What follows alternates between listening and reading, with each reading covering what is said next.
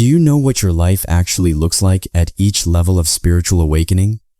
At one stage, you may still be controlled by other people's opinions, old emotional patterns, and the need for certainty.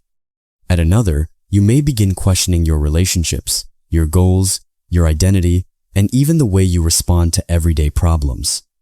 And as you move deeper, the changes can become much quieter, but far more powerful, affecting how you think, what you value, who you keep close, and how you experience life itself. So in this video, you'll be surprised to know what your life can look like at every major level of spiritual awakening. From the earliest inner shifts to the stages where awareness begins shaping the way you live every day. Let's start at the very beginning.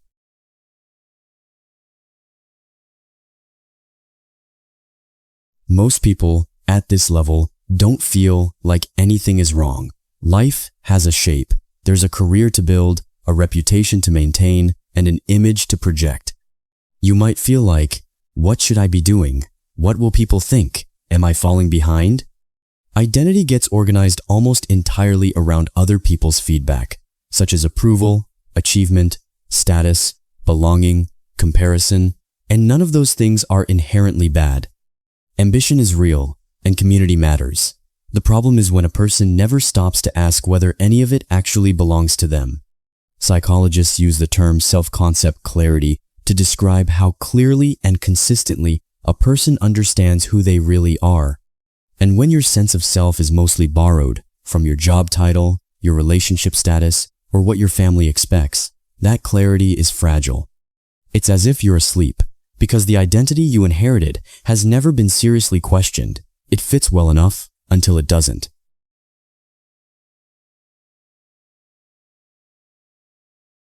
Let's say something happens. It doesn't have to be catastrophic. Sometimes it's a major loss. Sometimes it's a promotion that felt empty the moment it arrived. Sometimes it's waking up one Tuesday morning and realizing you're completely tired of your life, or more like, you don't even recognize the life you are living. The outer life can look almost identical to what it was before. However, internally, something shifted, and it can't be undone. Questions start appearing that didn't exist before. Why am I actually doing this? What do I want when nobody is watching? Who am I without these roles? The old story starts to crack, and the disorienting part is that a new one hasn't formed yet. You're standing in the gap between two versions of yourself. Research, connecting difficult life experiences to meaning-making and post-traumatic growth, shows that humans naturally try to fit painful events into a larger understanding of who they are, but that growth is neither automatic nor guaranteed. Pain doesn't automatically produce wisdom. People can suffer without transforming. What makes the crack spiritually significant isn't the suffering itself. It's the question the suffering forces you to ask. And once the old answer stops working, something in you starts searching for a new one.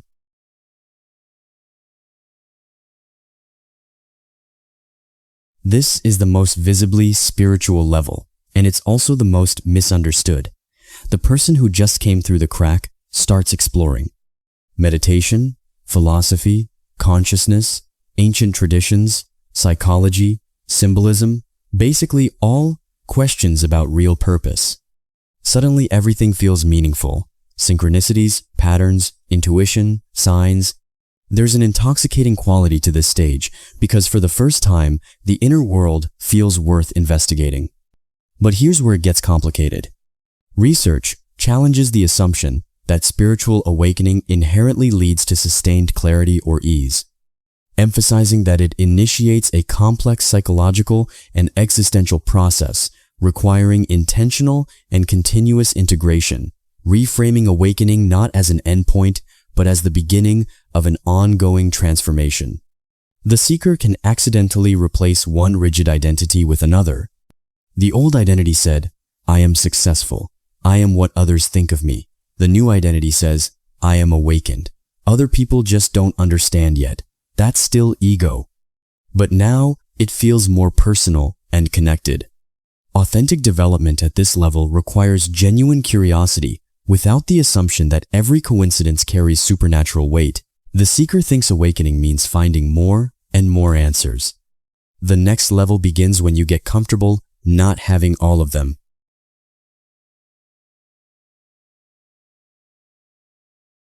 This is where something genuinely structural changes. Instead of automatically believing every thought that appears, you start noticing thoughts as mental events. You begin watching them rather than being dragged around. Here's a simple example. Old state, I am a failure. Observer state, I'm noticing the thought that I'm a failure. That small shift represents a massive psychological difference. You're no longer fused with the content of your own mind. You start catching anger before you react to it. You notice fear before you obey it. You see the comparison story your brain is running before you let it define your day. This connects directly to what mindfulness research has been mapping for years. Mindfulness has been shown to induce neuroplasticity, reduce amygdala reactivity, and improve brain connectivity, leading to improved emotional regulation, cognitive function, and stress resilience. And while it would be an overstatement to say meditation instantly rewires everything, functional brain imaging has consistently demonstrated functional changes across key networks, with neural activation studies showing increased activity in the prefrontal regions associated with attention and self-regulation.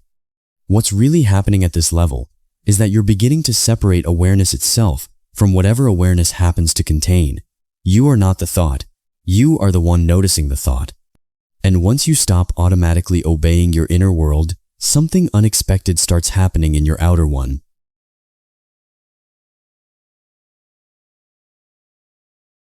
This is where awakening stops being purely internal and starts affecting everything around you.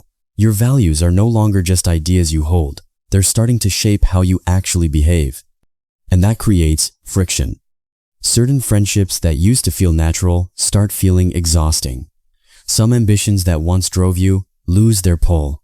Constant noise and stimulation starts feeling genuinely draining instead of exciting. You become more protective of your attention. You get more comfortable saying no. During this phase, unhealed material surfaces for integration, and relationships often shift to reflect new authenticity. But keep this balanced, because this is where spiritual development can go sideways. Growth does not mean abandoning everyone who hasn't read the same books as you. Disagreement doesn't make someone low vibration. Solitude doesn't automatically equal enlightenment. The real shift at this level is discernment. Ask yourself honestly this question: is this relationship reflecting who I'm becoming or who I used to be? Am I choosing this direction, or am I just repeating a pattern? Your environment was partly built around an older version of yourself. When that version changes, some structures naturally need adjusting. And even this level, as significant as it is, isn't the deepest one, because you're still largely focused on your own transformation. What comes next is far more interesting.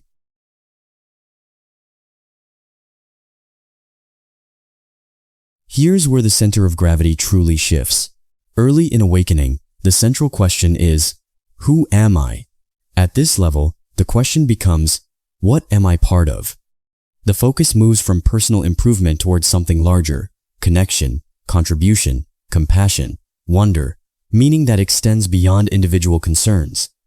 Psychologists have studied this thoroughly and wondered, what happens when someone encounters something so vast that it challenges their normal frame of reference?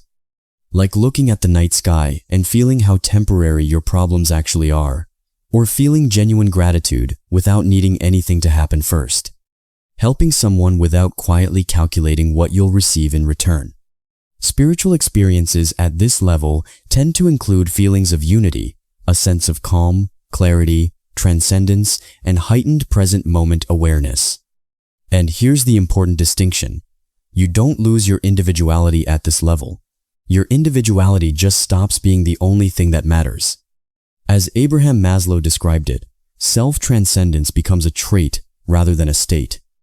It's not something you experience occasionally in meditation. It starts becoming the background of how you move through the world. And this leads to the strangest level of all, because from the outside, it can look completely unremarkable.